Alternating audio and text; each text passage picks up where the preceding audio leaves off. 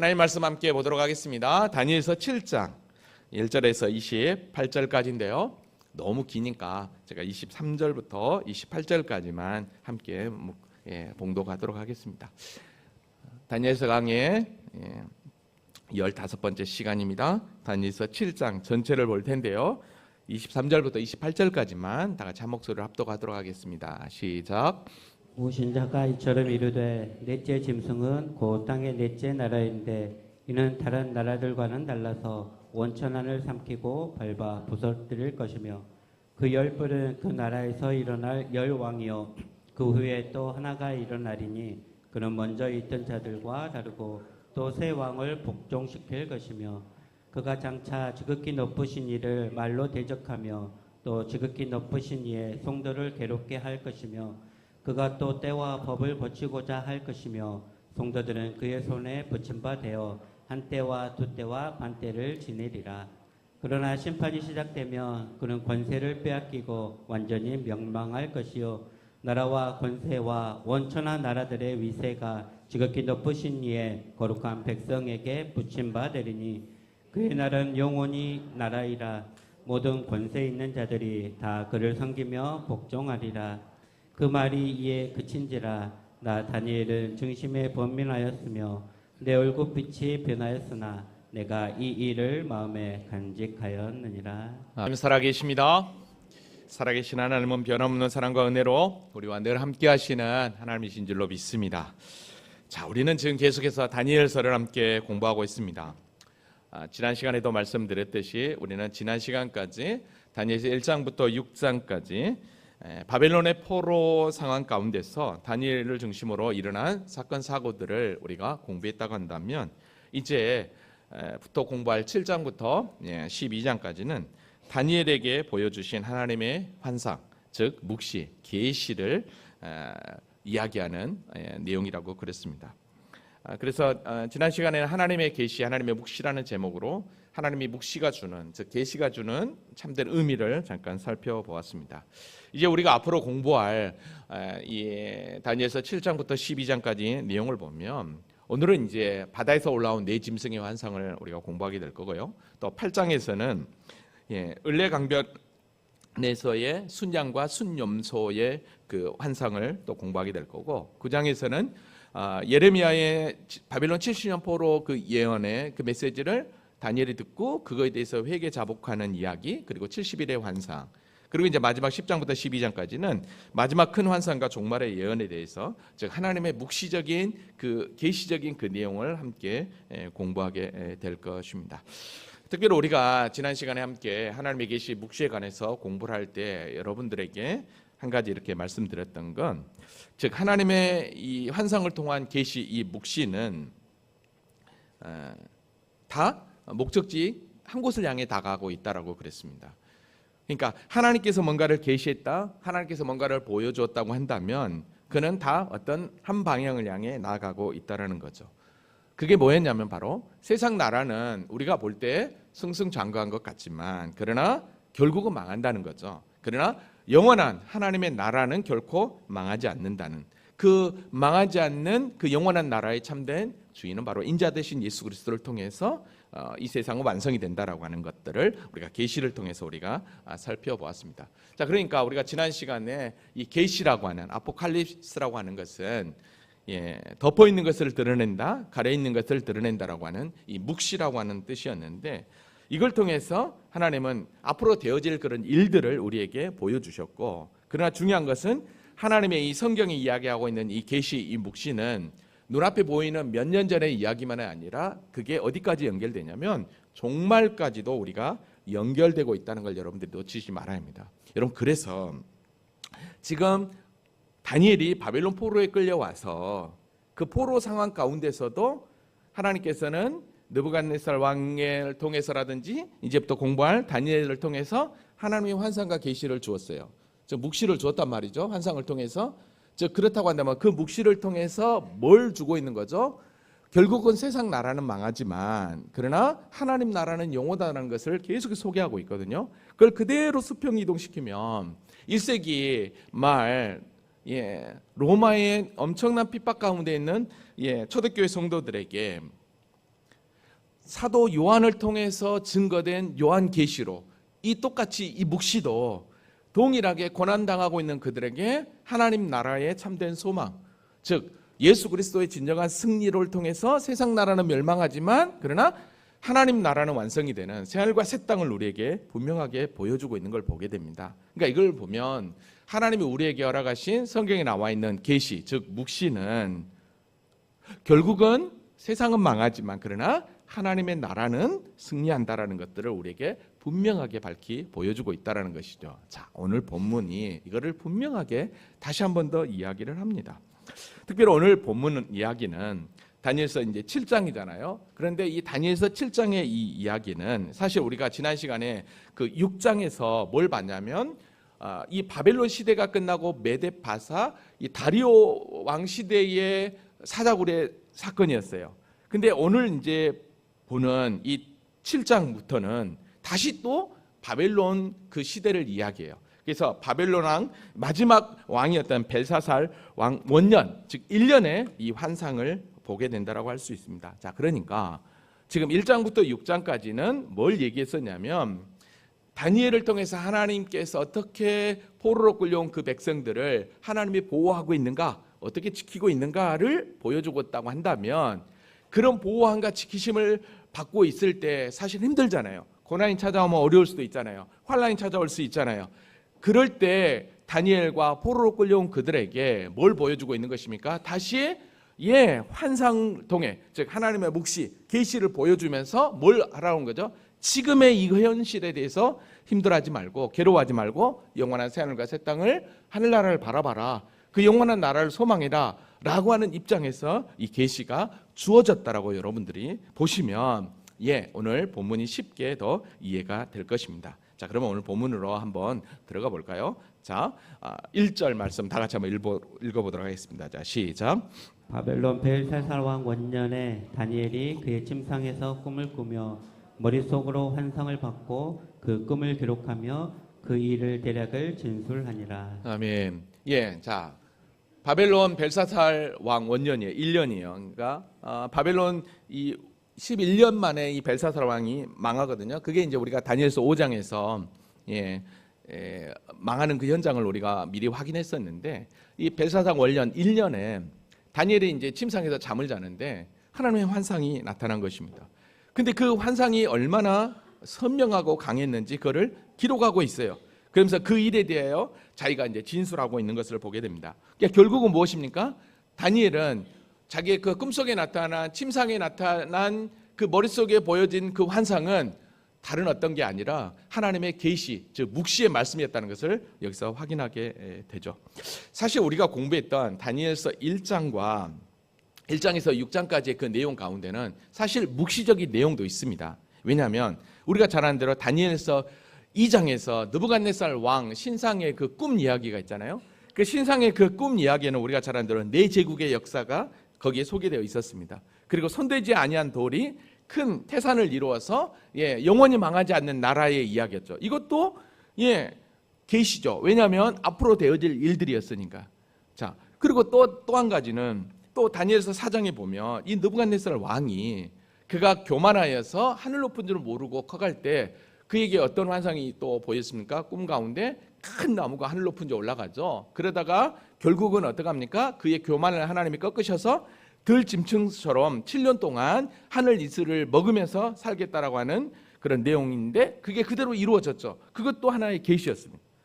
또 우리가 좀 전에 확인했듯이 좀 전에 제가 얘기했듯이 5장에서 또 벨사살 마지막 왕의 그 성전 기물을 가지고 귀인 1000명을 데리고 잔치를 벌일 때 손이 나타나서 메네메네 데겔 우바르신이라고 하는 그 말씀을 통해서 바벨론이 그대로 망하게 되는 이것도 하나의 계시였단 말이죠. 그러니까 지금 다니엘서는 선지서지만 그러나 묵시 즉 계시서라고 할 수 있는 거죠. 근데 1장부터 6장까지 이 내용들은 하나같이 다 이 바벨론의 왕들을 통해서 보여주신 계시였다고 한다면 이제는 6장부터는 뭘 얘기하냐면 다니엘이 직접 이제 하나님으로부터 받은 묵시, 환상이었다는 거죠. 계시였다라는 것입니다. 자, 그러니까 결국은 어떤 의미라고 할 수 있겠습니까?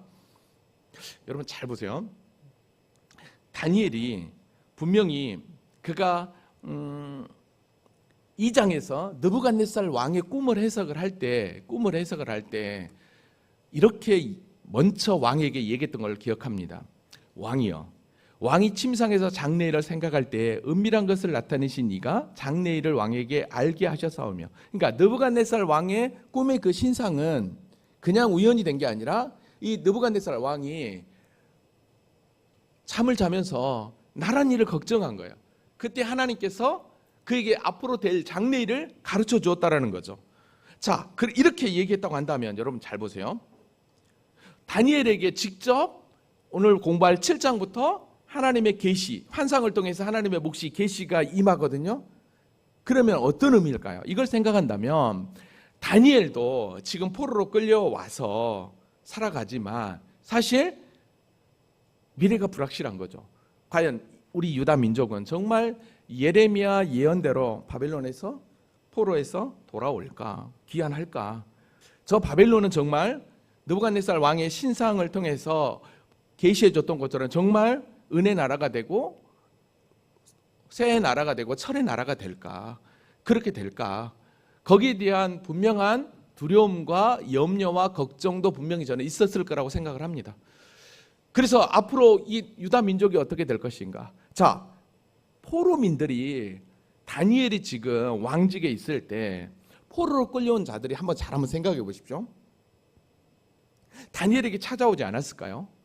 아니, 우리 민족이 언제까지 이렇게 고난당해야 되느냐? 언제까지 핍박당해야 되느냐? 왜 우리가 이렇게 살아야 되느냐? 왜 제가 이 얘기를 하냐면 여러분 2차로 에스겔이 한 10,000명 정도가 다시 포로로 바벨론에 끌려왔을 때 에스겔이 바벨론에서 예언자로 활동하거든요. 근데 예언자로 활동할 때 어떤 일이 있었냐면 우리가 에스겔서를 여러분들이 묵상해서 알지만 포로로 끌려왔던 유다의 장로들이 에스겔에게 찾아와요. 에스겔에게 찾아와가지고 묻는 거죠. 도대체 우리가 왜 이렇게 포로로 끌려와야 되느냐? 왜 우리 유다는 망해야 되느냐? 그런 상황들을 이 에스겔에게 막 얘기하니까 여러분 어떤 일이 발생합니까? 여기 에스겔서 8장에 보면 갑자기 하나님의 불같은 형상이 있는 영이 딱 와가지고 에스겔의 머리채를 팍 붙잡고 영에 이끌려서 천지라위로 쭉 가더니 어디로 가냐면 예루살렘 성전으로 쫙 데려가 버립니다. 몇천 킬로 떨어진 예루살렘 그 현장 그 성전으로 딱 데려가서 그 성전의 모습을 딱 보여줘 버린. 자, 이런 걸 보면 분명히 다니엘이 바벨론 포로에 있으면서 공직에 있을 때 수많은 바벨론 포로들이 여기서 에스겔을 찾아와서 묻는 것처럼 분명히 저는 다니엘에게 찾아와서도 이 나라 이 민족이 어떻게 될 것인가, 언제까지 우리가 포로로 이렇게 고생해야 될 것인가에 대한 그런 염려와 두려움이 있지 않았나. 그러니까 하나님께서 오늘 느부갓네살 왕이 장래일에 대해서 걱정할 때 하나님께서 앞으로 되어질 일을 이야기했던 것처럼 다니엘에게도 다니엘아, 너와 함께 있는 유다 민족을 내가 결코 놓지 않는다. 이 세상 나라는 망하지만 그러나 영원한 하나님의 나라는 망하지 않아 라고 하는 것을 다니엘에게 계시를 통해서 보여주면서 어떻게 합니까? 이 유대 민족들에게 새 힘을 불어넣는 게 아니었나. 그래서 하나님께서 직접 다니엘에게 찾아오셔서 7장부터 12장까지 계시의 말씀, 즉 묵시의 말씀을 허락하셨다라고 저는 생각을 합니다. 이해되세요? 여기까지 잘 따라오고 계십니까? 안 되면 어쩔 수 없고요. 됐을 거라고 믿습니다. 그러니까 다니엘도 나름대로 걱정하고 염려하고 근심하는 과정 가운데 하나님께서 친히 찾아오신 거죠. 그래서 찾아오셔서 다니엘을 통해서 그렇게 말씀해 주셨다는 것을 우리가 확인하게 됩니다. 자, 그러면 여러분 보세요. 자, 2절 말씀 한번 봐봅시다. 2절 말씀 다 같이 한번 읽어볼까요? 자, 시작. 다니엘이 진술하여 이르되 내가 밤에 환상을 보았는데 하늘에 내 바람이 큰 바다로 몰려 불더니. 자 보세요. 다니엘이 이제 환상을 분명히 보았죠. 그리고 막 기록했다고 그랬잖아요. 자, 기록했는데 지금 여기서 보니까 다니엘이 진술하여 이르되 내가 밤에 환상을 보았는데 하늘에서 뭐가 온다고요? 지금 내 바람이 큰 바다로 몰려 불더니라고 그랬어요. 여러분, 하늘에서 내 바람이다라고 하는 것은 그냥 바람 4개가 이렇게 온다는 게 아니라 동서남북에서 큰 바람이 일었다는 거죠. 자, 근데 어디서 몰려 불어요? 큰 바다에서라고 그래요. 큰 바다. 여러분, 바다에서 바람이 불려왔다. 여러분, 이거는 다른 게 아닙니다. 그러면 이거는 바다가 주는 의미를 알아봐야 돼요. 바다. 여러분, 바다라고 할 때 성경에서 히브리적 관점에서 바다는 뭘 의미할까요? 바다라고 하는 것은 이야기하면 혼돈과 흑암 이런 것들을 상징하게 됩니다. 자, 근데 여기서 보면 큰 바다라고 그래요. 근데 성경에서 바다라고 하는 그런 표현들이 나오는 데를 보면 대부분이 하나님께서 그 바다를 꾸짖거나 바다를 미용하는 장면이 나오게 됩니다. 자, 그러니까 시편 18편 15절에 보면 이럴 때 여호와의 꾸지람과 콧김으로 말미암아 물밑이 드러나고 세상의 터가 나타났도다. 이 꾸지람을 통해서 바다의 밑이 드러났다라고 이야기를 하죠. 뿐만 아니라 예수님도 바다를 꾸짖으시니 잠잠했다라고 이야기를 합니다. 그러니까 바다라고 하는 것은 좋은 게 아니라 나쁜 의미를 가지고 있는 것입니다. 또 이사야서 17장 12절부터 또 보면 슬프다 많은 민족이 소동하되 바다 파도가 치는 소리같이 그들이 소동하고 열방이 충동하였을 때 큰 불이 몰려온 같이 그들도 충돌하였다. 그러니까 이스라엘을 치러 오는 그 대적들의 그 모습을 지금 바다로 지금 보여지고 있습니다. 그 다음에 이사야서 27장 1절에 보면 그날의 여호와께서 그의 견고하고 크고 강한 칼로 날렘 뱀 니오야단 곧 꼬불꼬불한 뱀 니오야단을 벌하시며 바다에 있는 용을 죽이시니라 라고 얘기해요. 자, 보시죠. 바다에 있는 용이죠. 자, 그러니까 성경적 표현을 빌리면 바다가 주는 상징적인 의미는 혼돈, 흑암을 이야기하고요. 그 다음에 하나님의 통치를 무시하는 불신 세력, 사단의 세력을 상징한다라고 할 수 있습니다. 자, 그러니까 오늘 여기서 보면 무엇입니까? 큰 바다에서 지금 여기서 몰려왔다고 그랬잖아요. 그러니까 엄청난 세상의 그런 세력 가운데서 지금 네 짐승이, 네 바람이 몰려왔던 것입니다.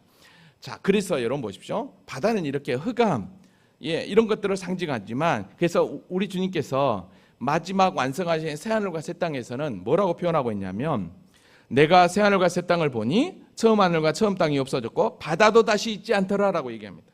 그러니까 바다도 다시 있지 않다라는 것은 무엇입니까? 혼돈이 없고 절망이 없고 흑암이 없고 하나님을 대적하는 세력이 없다라는 의미가 되는 것이죠. 왜? 그것에는 죄가 없기 때문에. 그러니까 결국 바다라고 하는 것은 세상을 상징한다라고도 할 수 있겠습니다. 자, 근데 여러분 보십시오. 큰 바람이 바다에서 일어나는데 오늘 3절에 보니까 큰 짐승 넷이 그 바다에서 나옵니다. 근데 그 모양이 다르다는 거예요. 그러니까 모양, 크기, 성질이 다른 네 짐승이 바다에서 나왔어요. 그러니까 세상 가운데서 나왔다라는 거예요. 자, 한번 보십시오. 그러면 도대체 이 큰 짐승, 이 넷은 뭘 상징하겠냐는 거죠. 사실 이 환상을 보고 다니엘이 엄청 근심했어요. 마음에 번민을 왔습니다. 그래서 성경 전체를 가지고 왔다 갔다 할 거예요. 15절에 보면 나 다니엘이 중심에 근심하여 내 머릿속에 환상이 나를 번미게 한다라고 그랬어요. 너무 괴로운 거예요. 자, 근데 그 환상이 보여지는 과정 가운데 너무 이게 도대체 무슨 뜻이지? 뭐지? 라고 할 때 그 옆에 누가 있었냐면 천사가 있었어요. 그래서 17절에 보니까 16절에 보니까 내가 그 곁에 모셔 선 자들 중 하나에게 나아가서 이 모든 일의 진상을 모르며 지금 그러니까 1절부터 쭉 보았던 그 환상을 물어본 거예요. 이게 도대체 무슨 얘기냐. 그가 내게 말하되 그 일의 해석을 알려주며 이르되 알려주겠다는 거죠. 이제 내가 이 내 짐승에 대해서 내가 알려주겠다라고 이야기를 합니다. 그래서 뭐라고 얘기합니까? 17절에 보니까 그 내 큰 짐승은 세상에 일어날 내 왕이다라고 얘기합니다. 그러니까 이 내 짐승은 뭘 상징한다는 거예요? 세상에 일어날 내 왕, 내 제국을 상징한다라고 할 수 있습니다. 여러분, 그래서 다니엘서 우리가 2장에서 느부갓네살 왕의 그 신상의 그 꿈을 통해서 우리는 네 제국을 보았습니다. 금으로 된 바벨론, 은으로 된 메데파사, 그 다음에 동으로 된, 철로 된, 쇠로 된 헬라, 그 다음에 철로 된 로마. 그죠? 그 다음에 이제 열국들을 우리가 느부갓네살 왕의 신상에서 보았거든요. 근데 이거를 그대로 어떻게 하냐면 오늘 본문 7장에서 그대로 복사해 놓습니다. 이거는 느부갓네살 왕에게 보여줬던 이야기지만, 그러나 이 네 제국의 이야기가 오늘 7장에는 그대로 다니엘에게 그걸 그대로 보여주고 있는 것을 보게 됩니다. 얼마나 정확한지. 여러분, 그때는 다니엘이 사실 힘들었을 거예요. 근데 우리가 지금 이런 네 제국의 시대를 지나고 나서 역사를 살펴보고 딱 되니까 1.1획도 변함이 없어요. 자, 여기서 우리가 중요한 사실은, 한 가지 사실은 뭐냐면, 잘 보세요. 지금 다니엘의 환상을 보고 범민을 괴로워했어요. 근데 그거에 대해서 누가 가르쳐 줍니까? 옆에 있는 천사가 그 뜻과 그 해석을 해줘요. 자, 이 얘기는 무슨 얘기입니까? 성경은 성경으로 해석해야 된다라는 거예요. 아멘입니까? 하나님의 말씀은 하나님의 말씀으로 해석을 해야지 어떤 비유풀이나 어떤 세상적인 방법으로 이 성경을 가지고 와서 해석해서는 안 된다라는 거예요. 여러분, 그래서 요한계시록도요, 여러분들이 결코 어려운 책이 아닙니다. 그 안에 해답이 다 있습니다. 오늘 다니엘서도 마찬가지입니다. 자, 그러면 그 네 짐승이 도대체 어떻게 생기고 뭘 의미하는지 한번 보도록 하겠습니다. 자, 4절 말씀 다 같이 한번 읽어볼까요? 자, 시작. 첫째는 사자와 같은데 독수리의 날개가 있더니 내가 보는 중에 그 날개가 뽑혔고 또 땅에서 들려서 사람처럼 두 발로 서게 함을 받았으며 또 사람의 마음을 받았더라. 예, 자 보세요. 첫 번째 짐승은 뭐예요? 사자 같대요. 근데 사자 같은데 뭐가 있어요? 독수리 날개가 있대요. 자, 사자 같은데 독수리 날개가 있다. 자, 이런 그림이라고 할 수 있겠죠? 자, 근데 다니엘이 이렇게 딱 보고 있는데 어떤 일이 발생합니까? 갑자기 날개가 뽑힌대요. 그래, 날개가 뽑히고 땅에서 들려서 사람처럼, 그러니까 날개가 뽑혀서 푹 떨어졌다는 거죠. 그러니까 떨어졌는데 사람처럼 두 발로 서게 함을 받았다는 거예요. 그 다음에 또 사람 마음을 받았다라고 이야기를 해요. 도대체 그러면 이건 뭐를 의미하겠냐는 거예요. 여러분, 사자 같다, 독수리의 날개를 가졌다, 이거는 바로 뭐냐면 금의 나라, 조금 전에 보았던 바벨론입니다. 여러분, 왜냐하면 이 바벨론이라고 하는 그 나라에 지금도 남아있는 흔적의 이 신전들에 가보면 여전히 느부갓네살을 상징하는 그 동물이 뭐냐면 바로 사자의 모양을 하고 있고요. 성경에서도 바로 바벨론을 들어서 사자라는 표현을 하고 있는 것을 보게 됩니다. 여러분, 사자는 동물의 왕입니다. 독수리는 맹금류 중에 공중의 왕이에요. 자, 그렇다고 한다면 이런 동물의 왕인 사자가 독수리의 날개를 가졌다고 한다면 얼마나 위용 있고 얼마나 강했냐는 거죠. 여러분, 바벨론의 느부갓네살 왕이 그렇게 엄청난 강대함을 가졌습니다. 자, 근데 중요한 것은 여기서 날개가 뽑혀서 땅에서 들렸다는 거예요. 땅에 떨어졌다는 거예요. 그래, 그 얘기는 무슨 얘기예요? 이 위용 있는 이 바벨론이 완전히 느부갓네살 왕이 완전히 땅에 떨어졌다는 거죠. 여러분, 이 모습 땅에 완전히 떨어졌어요. 그렇지만 나중에 사람 마음을 받고 섰어요. 여러분, 이 사건 언제입니까? 우리가 다니엘서 4장에서 보았을 때 아까도 얘기했지만 느부갓네살 왕이 하늘 모퉁을 모르고 교만할 때 그 나무가 하늘을 올라갔잖아요. 그 나무에서 모든 것들을 다 먹고 살았잖아요. 근데 그가 교만해서 도성에서 이거 내가 이 나라를 만들었다라고 하니까 하나님께서 어떡합니까? 그를 치셔서 7년 동안 동물처럼 지내도록 하다가 거기서 그때서야 깨닫고 다시 복직이 되잖아요. 그 이야기를 그대로 지금 하고 있는 것입니다. 그러니까 지금 한번 잘 보세요. 이 4절 말씀을 통해서 느부갓네살 왕, 즉 바벨론이 그렇게 잘 나가다가 결국은 어떻게 될 거라는 거예요? 넘어질 거라는 것을 여기서 다시 한 번 더 이야기하고 있는 것입니다. 사람 마음을 받았다고 하는 것은 바벨론이 그렇게 웅장했던 그 대제국이 그냥 별 보는 나라가 되었다는 거죠. 자, 그러면 별 보는 나라가 되니까 종국은 그 다음에 어떤 나라가 등장하겠습니까? 메데파사가 먹잖아요. 페르시아가 먹잖아요. 여러분, 둘째 짐승입니다. 5절 보십시오. 다른 짐승 곧 둘째는 곰 같은데 그것이 몸 한쪽을 들었고, 자, 곰 같은데 몸 한쪽을 들었대요. 자, 곰이라고 하는 것은 사자 다음에 그런 동물이라고 할 수 있겠죠. 그러니까 바벨론 제국 다음에 어떤 나라요? 메데파사예요. 왜냐하면 메데 나라와 이 바사 나라가 연합하여서 종국에는 고레스의 이 바사 나라가 메데 나라를 먹고 페르시아를 평정하거든요. 여기서 보면 그거예요. 보세요. 그것이 몸 한쪽을 들었다. 그럼 몸 한쪽을 들었다는 것은 한쪽 다리가 길다라는 거예요. 그럼 한쪽 다리가 길다라는 것은 바로 무엇입니까? 메데보다 바사의 이 고레스의 그쪽이 더 훨씬 길다라는 의미가 되겠죠. 그렇게 해서 종국에는 먹는 거죠. 자, 그런데 보십시오. 이 페르시아가 그의 이 사이에는 새 갈빗대가 물렸다라고 이야기를 하게 됩니다. 여러분, 여기서 이 사이에 새 갈빗대가 물렸다는 것은 이 페르시아 이 제국이요, 이 페르시아 이 바사왕 고레스가 이 전체 페르시아를 점령할 때 역사적으로 보면 어떤 일이 발생하냐면, 이게 이제 전체 이 페르시아는 아주 조그만데 메데 나라를 먹는데 가장 먼저 뭐냐면 저 위쪽에 마게도니아에 있는 쪽에 리디아 왕국을 먹게 됩니다. 그리고 나서 이 바벨론을 먹고 그 다음에 종국에는 애굽을 먹으면서 인도까지 완전히 큰 대제국 페르시아를 만들게 됩니다. 이걸 보면 무엇입니까? 새 갈빗대를 물었다고 하는 것은 바로 이런 영적인 의미를 가지고 있는 것이죠. 자, 근데 여러분 잘 보십시오. 물렸는데 이렇게 두 번째 나라 메데 파사가 그렇게 일어날 텐데, 근데 여기서 중요한 메시지가 있습니다. 5절 중반절을 보면 뭐라고 했냐면 그것에게 말하는 자들이 있어 이르기를. 자, 그들에게 말하는 자들이 있대요. 근데 뭐예요? 일어나서 많이 는 고기를 먹으라 하였더라. 누군가가 소리를 치는데 일어나서 많은 고기를 먹었다라는 것은 이 페르시아 대제국이 아까 보았던 리디아, 바벨론, 애굽 수많은 나라들을 다 먹어버렸거든요. 그렇게 해서 페르시아를 이렇게 세우거든요. 근데 그에게 말하는 자가 있다. 일어나서 먹어라. 여기서 그에게 말하는 자는 누구겠냐는 거예요. 바로 하나님의 절대 주권 앞에 있는 하나님이라는 거죠.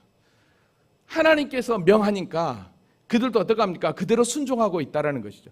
그러니까 여러분 보세요. 세상 나라의 흥망성쇠는 우리가 잘 아는 대로 하나님의 절대 주권 앞에 있는 것을 우리가 분명하게 확인하게 됩니다. 그러니까 메데파사 즉 페르시아가 어떡합니까? 나라를 정복할 때 뒤에서 하나님의 허락이 아니면 아무것도 안 된다는 거예요. 아무것도 안 된다는 거예요. 여러분 계속 한번 볼게요. 자, 이번에는 다시 한 번 더. 그 후에 자, 페르시아 제국이 끝납니다. 그 다음에 뭐죠? 어떤 나라가 등장합니까? 우리가 잘 아는 대로 헬라 제국이죠. 헬라. 내가 본즉 다른 짐승 꼭 표범 같은 것이 일어나는데, 자, 표범 같은 것이 일어나는데 새 날개 넷이 있고라고 얘기합니다. 표범 같은 것이 등장하는데 새 날개에 있다라는 거예요. 그리고 그 짐승에게 또 머리 넷이 있으며 권세를 받았다라고 이야기를 하게 됩니다. 여러분 보십시오. 헬라 제국이거든요. 여러분 이 헬라 제국 이게 표범이에요. 표범은요 동물 중에 제일 빠르다고 할 수 있겠죠. 먹잇감을 잡을 때 시속 100km 넘게 달려간대요. 자, 이 얘기는 무슨 얘기냐면 여러분 헬라 제국에 세울 때 이 헬라 제국이 어느 정도였냐면 그 당시에 알렉산더 대왕이 이 마케도니아 지역에서 첫 시작이 됐는데 2년 만에 이 소아시아 지역을 전체를 점령을 해버립니다. 그리고 10년 만에 인도에 있는 데까지 이 페르시아 제국이 완전히 점령을 해버리게 됩니다. 그러니까 지금 이 6절에 나와 있는 이 표범 같은 이 동물은 바로 이 헬라 제국 알렉산더 대왕의 이야기를 하고 있는 것입니다. 자, 근데 여러분 보십시오. 새의 날개 넷이 있다. 또 짐승에게 또 머리 넷이 있다라고 이야기한대요. 넷이 있다라는 거 이게 무슨 얘기냐면 여러분 이 알렉산더 대왕이 그렇게 헬라 제국을 통일하고 그만 33살에 빨리 요절을 해버립니다. 요절을 해버리니까 어떻게 발생하냐면 그 헬라의 알렉산더 대왕 부하에 있던 이 4명이요. 4명이 카산드로하고 셀로코스, 리시마코스, 플레토메오가 각 지역을 분할해서 통치를 하게 됩니다. 여러분 이게 지금 앞으로 되어진 일이 아니라 이미 바벨론의 벨사살 그 왕 때 다니엘이 받은 환상이에요. 근데 이게 정확하게 그대로 이루어지는 것을 여기서 다시 한 번 더 확인하게 됩니다. 여러분 이를 통해서 우리가 보면 무엇입니까? 하나님은 이미 그 영원한 시간 가운데 그 어떤 제국의 영광과 그 모든 것들을 다 통치하고 있고 다스리고 있다는 것을 다시 한 번 더 여기서 확인하게 됩니다. 아멘입니까? 자, 한번 보십시오. 그 다음에 자, 4번째입니다. 내가 밤 한상 가운데 그 다음에 본 넷째 짐승은 무섭고 놀라. 자, 넷째 짐승이에요. 이번에는 넷째 짐승이 너무 무섭고 두려운 거예요. 그래서 어떡합니까? 또 매우 강하고 또 새로 된 큰 이가 있어. 새로 된 큰 이가 있대요. 그 다음에 먹고 부서뜨리고 또 그 나머지를 밟고 그리고 그 짐승은 전에 모든 짐승과 다르고 또 10뿔이 있다는 거예요. 그러니까 10뿔 짐승이 등장하고 있는 것을 보게 됩니다. 자, 그러면 헬라 다음에 어떤 제국이죠? 우리가 잘 아는 대로 로마입니다. 로마 제국이 로마 제국. 여러분, 로마 제국은 그 정복력이 얼마나 강하냐면 그래서 새로 된 큰 이가 있다라고 여기서 이야기를 합니다. 근데 여러분 보세요. 다니엘이요. 이 네 번째 등장하는 이 동물을 이해할 수 없었어요. 이게 도대체 뭔가? 아까 얘기했던 사자, 곰, 표범처럼 보였는데 이 네 번째 짐승은 10뿔 달린 짐승이었고 뭔 얘기인지를 모르는 거예요. 여러분 그때 아까 얘기했지만 두려워 떨고 있을 때 누가 옆에 있었습니까? 하나님 천사가 있었죠. 거기에 물어봤죠. 여러분 그거에 대해서 다시 한 번 더 여러분 다시 19절로 한번 가볼게요. 19절에 뭐라고 하는지 한번 봅시다. 19절 다 같이 한번 읽어볼까요? 자, 시작. 이에 내가 넷째 짐승에 관하여 확실히 알고자 하였으니 곧 그것은 모든 짐승과 달라서 심히 무섭더라. 그 이는 쇠요 그 발톱은 노시니 먹고 부서뜨리고 나머지는 발로 밟았으며. 네, 로마가 그렇게 세상을 정복하는 그 모습을 이야기하고 있는 것입니다. 자, 근데 여기 아까 7절에 뭐라고 했냐면 이 짐승은 전에 모든 짐승과 다르고 또 10뿔이 있더라라고 이야기합니다. 10뿔이 있다?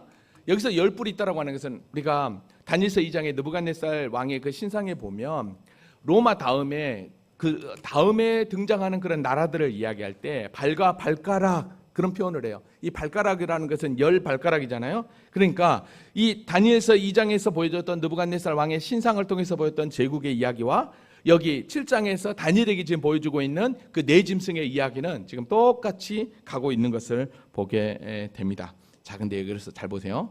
어떻게 되냐면 10뿔이 있는데 8절로 가서는 이렇게 봐요. 내가 그 뿔을 유심히 보는 중에, 자, 10뿔이 있었는데 유심히 보는 중에 다른 작은 뿔이 그 사이에서 나더니, 그러니까 10뿔 가운데 작은 뿔이 하나가 다시 난 거예요.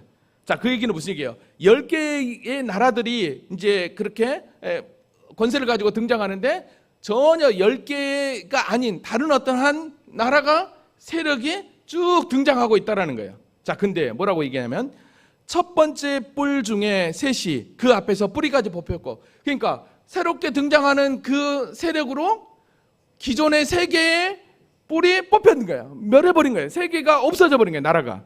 자, 그렇다고 한다면 지금 보십니까? 이 새롭게 등장하고 있는 이 작은 뿔의 나라가 훨씬 크다는 거잖아요. 자, 근데 이 새롭게 등장하는 이 작은 뿔이 어떻게 되냐면 사람의 눈 같은 눈이 있다는 거예요. 사람의 눈 같은 눈이 있다는 거예요. 그 다음에 입이 있어 큰 말하는, 입이 있어서 큰 말하고 있다는 거예요. 아, 그러니까 지금 다른 뿔하고 다르게 이 작은 뿔이 하나가 쫙 등장했는데 눈이 있고 입에 큰 말을 가지고 있다는 거죠. 아, 그러니까 여러분 이건 뭘 의미할까요?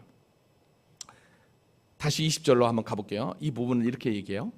또 그들이 머리에는 10뿔이 있고 그 외에 또 다른 뿔이 나오매 세 뿔이 그 앞에서 빠졌으며 그 뿔에는 눈도 있고 큰 말을 하는 입도 있고 그 모양이 그 종류보다 커 보이더라.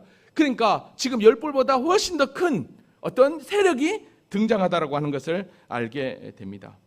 여러분, 과연 그러면 이 로마 시대 이후에 이렇게 새롭게 등장하는 이 작은 뿔, 큰 말이 있고 눈이 있는 이 세력은 뭘 의미하겠냐는 거죠. 많은 학자들이 생각할 때 안티오코스 사사 에피파네스라고 하는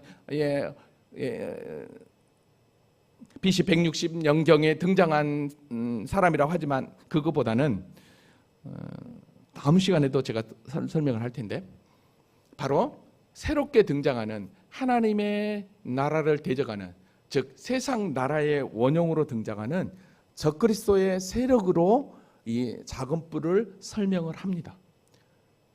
자, 잘 한번 생각해. 왜 그러냐면 지금 보세요. 계속해서 제국들의 이야기가 나오고 로마가 점령을 하면서 초대교회가 되면서 복음이 들어가면서 어떡합니까? 계속해서 핍박과 환난을 당하는데 거기에 어떡하죠? 적그리스도의 세력, 비본질의 복음들이 선포되면서 교회를 얼마나 뒤흔든지를 모릅니다. 그래서 여기서 등장하는 작은 뿔은 바로 적그리스도의 세력으로 이야기를 하고 있는 것을 보게 됩니다. 근데 여러분 보세요. 오늘 본문에 등장하는 이 네 짐승의 이 동물들이 또 어디에 등장하냐면 요한계시록에도 등장합니다. 요한계시록 13장에 가보면 좀 이따 다시 얘기하겠지만 여기서 그 짐승이 그 뿔이 여기서는 이 짐승으로 표현되고 있는데 뭐라고 얘기하냐면 그 짐승은 과장되고 신석 모독을 말하는 입을 받고 또 42달 동안 일할 권세를 받으니라. 짐승이 입을 벌려 하나님을 향하여 비방하되 그의 이름과 그의 장막과 하늘에 사는 자들을 비방하더라. 아까 큰 입을 가지고 있었다고 그랬잖아요. 그러니까 동일하게 이 짐승을 이야기하는데요. 이건 좀 이따가 제가 더 설명을 하고, 자, 그러면 지금까지 내용을 다시 한번 종합을 하면 지금 다니엘서 2장에 나와 있는 그 제국의 역사와 그리고 다니엘서 방금 이 7장에 나와 있는 이 제국의 역사가 일맥상통하게 나아가고 있는 것을 확인하게 됩니다. 자, 그러면 이런 세상 제국들이 그렇게 등장하고 없어지고 등장하고 없어지고 등장하고 없어지고 등장하고 없어지고는 상황 가운데서 하나님이 이 모든 것들을 다 알고 있잖아요. 근데 중요한 것은 이런 세상 나라들에 등장하는 이런 사자, 고음, 표범, 무서운 짐승처럼 보여지는 이런 것들은 과연 뭘 의미하겠냐는 거죠. 다시 한번 요한계시록 13장으로 한번 가볼게요. 요한계시록 13장에 가보면 여러분 잘 보세요. 내가 보니 바다에서, 아까 그랬죠? 바다에서 큰 바람과 함께 네 짐승이 나타났죠. 근데 여기서는 뭐라고 해요? 한 짐승이 나와요. 한 짐승이에요. 다니엘서 7장에서는 네 짐승이었는데 여기서는 한 짐승이 나와요. 근데 이 한 짐승이 어떤 모습을 취하나 보십시오. 뿔이 10이요 머리가 7이고 그 뿔은 10왕관이 있고 그 머리들은 신성모독하는 이름이 있더라. 내가 본 짐승은 표범 같고 그 발은 곰의 발 같고 그 입은 사자 입 같고. 뭐하고 닮았어요? 방금 우리가 보았던 바다에서 올라온 짐승을 그대로 어떻게 합니까? 다 가지고 있죠. 그죠? 그러면 바다에서 올라온 그 네 짐승을 통칭해서 요한계시록은 뭘 보고 있는 거예요? 한 짐승으로 보고 있는 거예요. 그러면 이 한 짐승으로 봤을 때 그러면은 동일하게 그 세상 제국들이 등장하고 있는 그 환상의 그 내용들은 하나의 이야기였다는 거죠. 한 짐승이었다는 거예요. 그럼 그 짐승은 뭐냐? 여기 2절 하반절에 뭐라고 얘기합니까? 용이 자기의 능력과 보좌와 그 권세를 그에게 주었더라. 자, 그럼 뭐예요? 사단이 이 세상의 모든 권세들을 가장해서 하나님의 절대 주권 앞에 이 세상 만물이 운행하고 있지만, 그러나 사단이 세상을 점령하여서 그 세상 가운데서 어떻게 합니까? 그렇게 세상들을 이끌어가고 있다라는 것입니다. 그러니까 결국은 어떻게 합니까? 하나님의 교회와 성도들은 핍박을 당할 수밖에 없는 것이다. 왜? 이 모든 것들은 한 짐승의 용에게 능력을 받아서 그 권세를 가지고 성도들을 공격하니까 말이죠. 그러니까 결국은 세상의 제국은 한마디로 얘기하면 사단의 세력이고 예수 믿는 우리를 유혹하는, 계속해서 우리를 지옥으로 끌고 가는 그런 영적 존재라는 거죠. 여러분, 그래서 사도 바울이요 이거에 대해서 뭐라고 표현하고 있냐면 에베소서 6장 12절에 보면 우리의 씨름은 혈과 육을 상대하는 것이 아니요 통치자들과 권세자들과 이 어둠의 세상 주관자들과 하늘에 있는 악한 영들을 상대한다라고 분명하게 이야기를 합니다. 자, 근데 중요한 것은 여러분 보십시오. 이렇게 세상을 상징하는 짐승들이 계속해서 등장을 해요. 근데 중요한 것은 이들이 어떻게 되느냐. 오늘 보면 다시 21절을 보십시오. 내가 본 적 이 뿔이 성도들과 더불어 싸워 그들에게 이겼더니라고 해요. 세상이 성도를 이긴다는 거예요. 사단이 승리한다라는 것입니다. 그러니까 여러분 보십시오. 성도는 핍박 당할 수밖에 없는 거예요. 다니엘이 사자굴에 끌려가는 하나님을 향한 그 믿음을 지키게 있을 때 그렇게 모함 당할 수밖에 없다라는 거죠. 왜냐하면 보세요. 뿔이 성도들과 더불어 싸워 그들에게 이겼다라고 얘기해요. 한 짐승으로 본다면. 근데 여러분, 이때 하나님이 가만히 있냐는 거예요. 하나님께서 불불에 들어가는 사드락 메삭 아벳느고를 지켜주신 것처럼, 사자들에 들어가는 다니엘을 지켜주신 것처럼 하나님이 가만히 있냐는 거예요. 성도들이 그렇게 세상을 상징하는 그 사단의 세력에 넘어질 때 가만히 있겠냐는 거예요. 아니에요. 여러분 22절로 가보겠습니다. 22절 읽어볼까요? 시작. 이제부터 항상 계신 이가 와서 지극히 높으신 이의 성도들을 위하여 원한을 풀어주셨고 때가 이름에 성도들이 나라를 얻었더라. 아멘. 예적부터 항상 계시니 우리 주님께서, 하나님께서 와서 지극히 높으신 이의 성도들 우리를 위하여 뭐한대요? 원한을 풀어주신다는 거예요. 그러니까 지금은 환난을 당하고 핍박을 당하는 것 같지만 그러나 때가 이르면 성도들은 나라를 얻고 결국 그들은 뭐예요? 멸망으로 우리의 원한을 다 풀어주신다는 거죠. 우리를 신원해 준다라고 여기서 분명하게 이야기를 합니다. 여러분, 그래서 다니엘이 이 7장 1절부터 8절까지 그 환상을 이 네 제국의 이야기를 보고 나서 9절부터 또 뭘 하나님께서 보여줬냐면, 여러분 9절로 가볼게요. 내가 보니 왕자가 놓였고 옛적부터 항상 계신 이가 자정하 있는데, 하나님의 보좌가 보인 거예요. 옛적부터 항상 계시니 하나님이죠. 그의 옷은 희기가 눈 같고 그의 머리털은 깨끗한 양털 같고 그의 보좌는 불꽃이요 그의 바퀴는 타오르는 불이며, 그의 옷은 희기가 눈 같고 머리털은 깨끗한 양털 같다는 것은 그분은 무엇입니까? 예, 거룩하고 순결하고 죄에서 완전히 떠난 완벽하신 하나님이라는 거죠. 근데 그의 보좌는 불꽃이래요. 그의 바퀴는 타오르는 불 같아요. 여러분, 불이라고 하는 것은 심판을 상징하거든요. 지금 그의 보좌가 심판을 하려고 막 이렇게 쌓여 있다라는 거예요. 누구를 심판하겠냐는 거죠. 10절에 보니까 불이 강처럼 물려 그 앞에 나오며, 불이 강처럼 물려서 그 앞에 나오는데 그를 섬기는 자들은 천천히요 그 앞에 모시는 자들은 만만이며. 자, 하나님 보좌에서 섬기는 자들이 있어요. 근데 심판을 베푸는 책들이 놓여 있는 거예요. 하나님 보좌 앞에 심판을 베푸는 책들이 이렇게 딱 놓여 있다라는 거예요. 이건 뭘 의미하겠냐는 거예요. 결국은 세상 나라는 하나님 앞에 심판당할 존재라는 거죠. 그렇지만 하나님의 백성은, 하나님의 택하신 자녀들은 결코 외면하지 않는다는 거죠. 아멘입니까? 여러분 11절을 봐보세요. 그때 내가 작은 뿔이 말하는 큰 목소리로 말미암아 죽어가려 보는 사람. 아까 작은 뿔은 아까 했죠. 막 신성 모독의 이야기, 큰 말을 한다는 거였어요. 작은 뿔. 아까 그 짐승을 이야기할 때 계시록 13장 1절에 보면. 근데 여기서 보세요. 작은 뿔이 말하는 큰 목소리로 말미암아 주목하여 보는 사이에 갑자기 어떤 일이 생기느냐? 그 짐승의 죽임을 당하는 거예요. 그리고 그의 시체가 상한바되어 타오르는 불에 던져지는 거예요. 막 이렇게 목소리로 신성모독하는 저주의 말을 하고 있는 상황 가운데서 갑자기 그 짐승이 죽임을 당하고 불에 던져지는 거예요. 완전히 심판을 당하는 것을 보게 됩니다.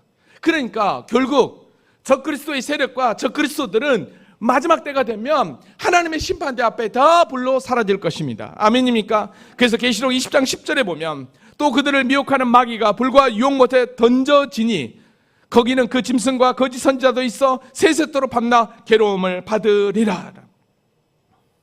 결국 그들은 심판당하게 되어 있어요. 근데 여러분 보십시오. 그 남은 짐승은 그의 권세를 빼앗겼으나 그 생명은 보존되어 정한 시기가 이를까 기다리겠다. 그들의 권세는 꺾였어요. 그러나 여전히 세상 권세는 남아있다라는 것입니다. 여러분, 그러니까 그렇지만 이들은 전부 다 뭐예요? 심판으로 끝날 자들이라는 거죠. 여러분, 이때 누가 등장하느냐? 잘 보세요. 13절에 보니까 내가 또 밤 한상 중에 보니 인자 같은 이가 하늘 구름을 타고 왔어. 자 보십시오. 인자 누구죠? 예수 그리스도죠. 그러면 하늘 구름을 타고 왔다. 여러분, 구름 타고 온다? 성경에서 우리 주님이 구름 타고 온다는 건 어떤 때에 표현한 표현이죠? 재림이죠.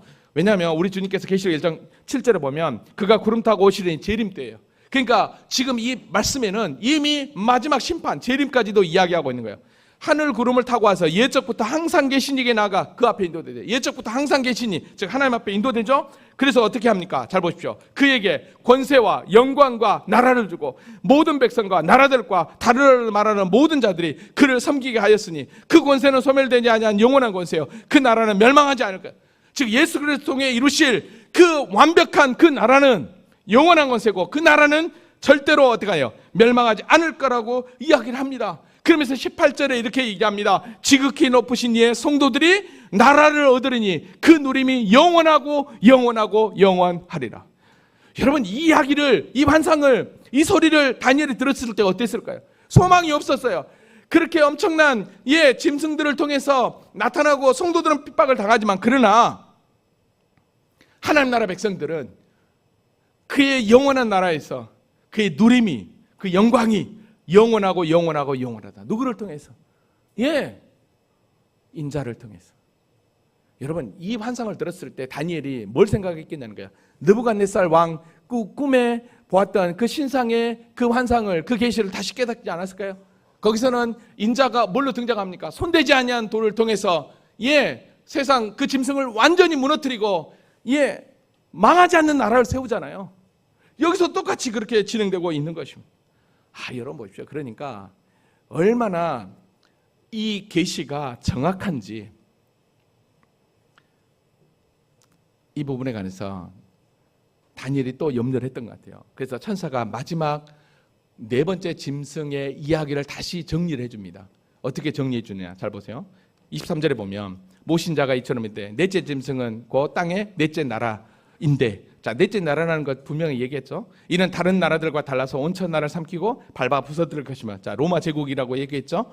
그 열불은 그 나라에서 일어날 여러왕이요. 그 다음에 등장하는 사람이잖아요. 그 다음에 또 그 위에 또 하나가 일어나니, 그 위에 일어나는 것 아까 작은 뿔이었죠. 그래서 새 뿔을 먼저 뽑아버렸잖아요. 그는 먼저 있는 자들과 다르고 또 새 왕을 복종시키니까 새 뿔을 먼저 했다라는 거잖아요. 그게 적그리스도의 세력이라고 그랬죠. 근데 잘 보십시오. 그가 장차 높으신 이를 말로 대적하며, 자, 높으신 이를 말로, 아까 신성모독이죠. 그렇게 할 거라는 거예요. 적그리스도의 세력이 등장하면. 근데 중요한 것은 잘 보십시오. 여기서 어떻게 하냐면 그가 지극히 높으신 이의 성도를 괴롭게 할 것이며, 여러분 그래서 예수 믿는 자들이 환난을 당하는 거예요. 적그리스도의 세력이 그렇게 공격을 하는 거예요. 그 다음에 또 그가 또 때와 법을 고치고자 할 거예요. 때와 법을 고쳐서 자기 마음대로 고쳐서 종교를 탄압하고 우리를 힘들게 한다라는 거예요. 근데 중요한 것은 어떻게 괴롭히느냐. 성도들은 그 손에 붙잡혀야 돼요. 적그리스도의 손에 붙잡혀서 어떻게 된대요? 한 때와 두 때와 반 때를 치는데요. 한 때, 두 때, 반 때를 치는데, 한 때, 두 때, 반 때. 여러분 잘 보십시오. 한 때, 두 때, 반 때. 한 때, 두 때, 반 때. 한 때는 1년이에요. 그러면 자, 몇 년이에요? 한 때는 1년. 두 때는 2년. 반 때는 3년이죠. 그러니까 3년 6개월. 그죠? 한 때, 두 때, 반 때. 3년 6개월이에요. 자, 그러면 3년 6개월 이거를 달수로 계산해 보세요. 3년 6개월을 달수로 하면 3년 6개월 이게 12 곱하기 3 42달. 이거를 일수로 계산해 보세요. 30일 곱하기 42 하면 얼마요? 1260일. 여러분 요한계시록에서 이거 보지 않았습니까? 42달 1260일. 이 얘기는 무슨 얘기예요? 요한계시록 3장에 보면 42달 동안 신성 모독하는 이들이 괴롭히를 할 거예요. 42달 동안. 근데 잘 보세요. 여기서 보면 말로 대적하고 성도들을 괴롭히잖아요. 때와 법을 고치다고 하잖아요. 근데 그게 한 때, 두 때, 반 때, 3년 반이라는 거예요. 그러면 이 얘기는 무슨 얘기예요? 고난의 때가 있다는 거예요. 분명히. 그러면 고난의 때가 있다는 것은 고난이 끝난 다음에 뭐가 있다는 거예요? 이들은 심판이 있다는 거죠. 그러니까 분명히 기한이 있다는 거예요. 기한이 없다고 하면 문제인데 기한이 있다라고 여기서 이야기합니다. 근데 여러분 보십시오. 이렇게 괴롭히지만 하나님께서 하나님의 택함받은 자녀들을 어떻게 한 줄 아십니까? 여자가 광야로 도망가면 거기서 1260일 동안 3년 6개월 42개월 1260일. 그 다음에 또 계시록 12장 14절에 보면 또 한때 두때 반때를 양육받으면 하나님이 그렇게 택함받은 자녀들은 뭐예요? 보호해 주실 거라는, 보호해 주실 거라는. 이미 계시록에서는 정확하게 이걸 얘기하고 있는 것이죠. 자, 그러면서 어떻게 합니까? 보십시오. 오늘 보면 다시 와보면 그의 심판이 시작되면 그의 권세는 빼앗고 3년 6개월 동안 그렇게 권세를 가지고 우리를 괴롭히지만 결국은 권세를 빼앗기고 완전히 뭐 하는 거예요? 명할 거라는 거예요. 완전히 망할 거라는 거예요. 이거는 뭐예요? 그때는 마지막 때의 재림이죠. 그래서 나라와 권세와 온천한 나라가 위세가 지극히 높으신 이의 거룩한 백성에게 붙임받으려니. 그러니까 하나님의 택함받은 우리에게 그 영원한 나라가 붙임이 되어서 그의 나라는 영원하고 모든 권세 있는 자들이 다 그를 섬기며 복종. 오늘 저와 여러분의 존재가 그거예요. 지금의 이 삶이, 여러분 우리는 어때요? 작은 뿔이 등장하고 있는 적그리스도의 세력이 살고 있는 거죠. 그러나 분명한 것은 끝이 있다는 거예요. 3년 6개월 1260일 42달. 그래, 그 가운데서 하나님은 보호하시고 지키시고 함께 한다는 거예요. 그러나 마지막 때는 어때요? 결국 이들은 뭐예요? 끝이에요. 권세는 빼앗기고 완전히 멸망해요. 세상 나라는 그래서 끝나버리는 거예요. 사단은 끝나버리는 거예요. 그러나 오늘 저와 여러분은, 곧바도 우리는 영원한 그 영광 가운데 들어가는 영원한 영광을 얻게 된다는 거예요. 여러분 이거를 딱 들었을 때 다니엘이 얼마나 기뻤냐는 거예요. 마지막 절에 보니까 이 말이 그친지라 나 다니엘은 중심의 범이라 했으며 내 얼굴빛이 변하였으나 내가 이 일을 마음에 내가 이 일을 간직했어요. 아, 그렇구나. 세상 나라는 그렇게 우리를 공격하지만 그러나 하나님의 나라는 영원하구나. 그래서 이 믿음이 있었기 때문에 지난주에 얘기했지만 제국이 바뀌고 사자굴에 들어가는 그 고통이 온다 할지라도 흔들리지 않았던 거예요. 이 놀라운 계시의 말씀, 하나님 나라를 보았기 때문에. 말씀을 정리합니다. 오늘 이 땅은 짐승 같은 세상의 통치자들의 활개를 치고 있고 믿음의 성도들을 뒤흔들고 있습니다. 그 길에 저와 여러분은 분명히 세상으로부터 공격을 당합니다. 핍박이 찾아옵니다. 그러나 그 공격과 그 핍박은 기간이 정해졌던 한때, 두때, 반때, 3년 6개월, 1160일, 42달. 그 기간만 지나면 됩니다. 여러분, 그 기간만 지나면 되기 때문에 저와 여러분은 그 이유는 영원한 영광, 그들은 심판. 그래서 우리가 소망을 가지고 믿음의 길을 걸어가는 것입니다. 시간이 많이 지났지만 27장을 한 번에 다 하려고 하니까 나눠서 할 수가 없었어요. 그래서 죄송하지만 그래도 영원한 나라를 소망하면서 하나님 이렇게까지 우리에게 이 놀라운 은혜를 가르쳐줬다면 우리는 어떻게 해야 되겠냐는 거예요. 지금의 삶이 여러분에게 힘들고 어려워도 끝까지 믿음을 지키고 끝까지 신앙을 지키며 변질하지 말고 주님 나라를 소망하며 전진하는 우리 모두가 될 수 있기를 주님의 이름으로 기도합니다.